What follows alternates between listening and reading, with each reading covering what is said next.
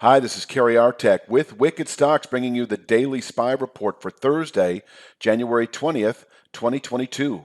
Before we jump into the charts, as usual, I just want to encourage you to please click like each and every time you watch the daily SPY report or any content that Wicked Stocks uploads to its YouTube channel. That helps us out a great deal in terms of being found through search engine efforts. And also subscribe to the Wicked Stocks YouTube channel. We'll provide you notification each and every time new content has been uploaded. That includes the daily SPY report.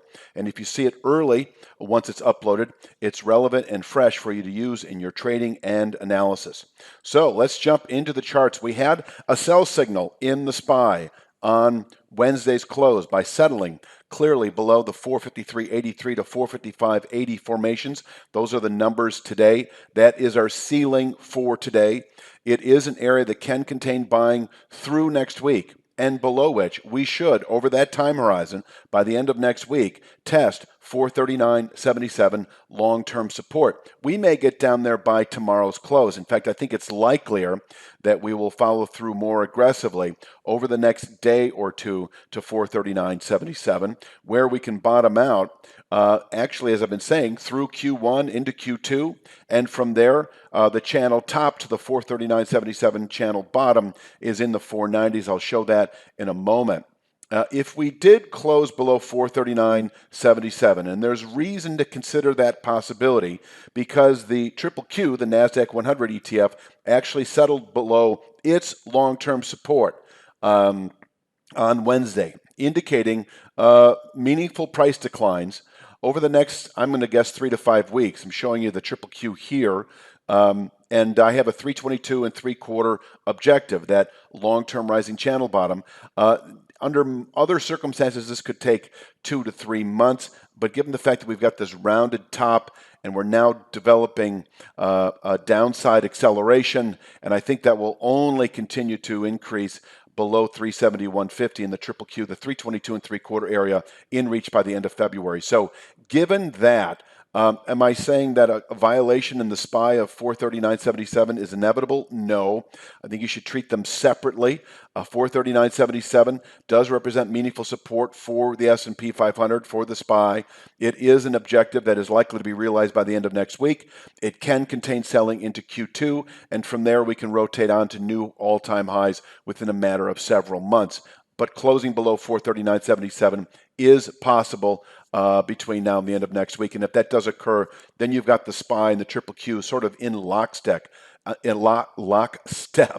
on a meaningful buy sell signal. And I think as the QQQ is in a 3 to 5 week sell signal, closing below 439 and 3/4 or 439.77 rather in the SPY, I think that would be a 3 to 5 week sell signal as well. Aggressive declines into the 390s within 3 to 5 weeks.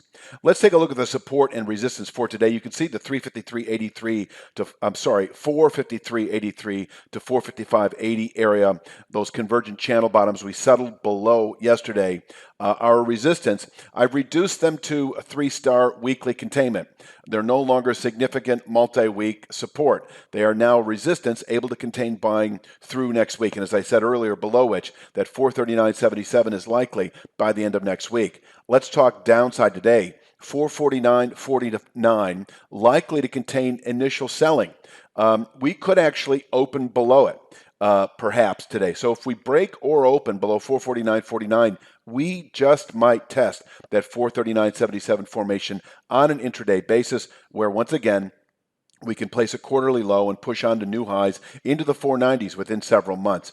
449.49, well suited for aggressive day traders. We could trade between 449.49 and 453.83 for a good part of the morning.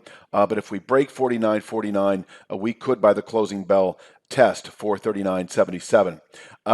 Upside, if we push or open today above 455.80, 459.90 in reach today, and if we close above 455.80, I think not only a good weekly low, and there's only a day left in the week, but I think actually a good January low, and we should actually push higher. Let's take a look at what that higher actually would mean. If we closed above 455.80, I've got 462.34. That is sort of a new upside 3/8 retracement Fibonacci based on Wednesday's low. And so that is sort of a moving It's a static level right now, so long as Wednesday's low remains the low.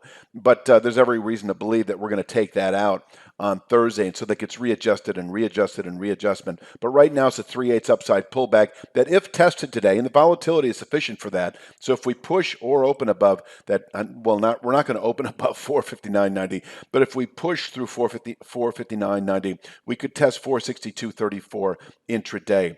And then if we close above 455.80, as I say, good January low, probably good well into February trade, as I would expect then 470.54 by the end of next week. And over the next few weeks, we can push once again into the low 480s, where we have a new channel top at 480.87. Well suited to contain weekly buying pressures if or when tested, possibly through February trade.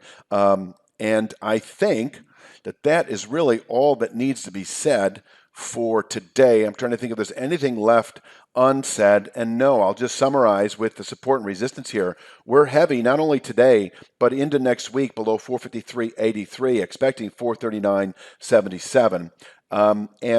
If we can close above 455.80 today, then I think we've got a good January low, and we should see recovery into February trade. That's really all that needs to be said. Please click like each and every time you watch the Daily SPY Report, and subscribe. Subscribing will provide you notification when new content has been uploaded every day.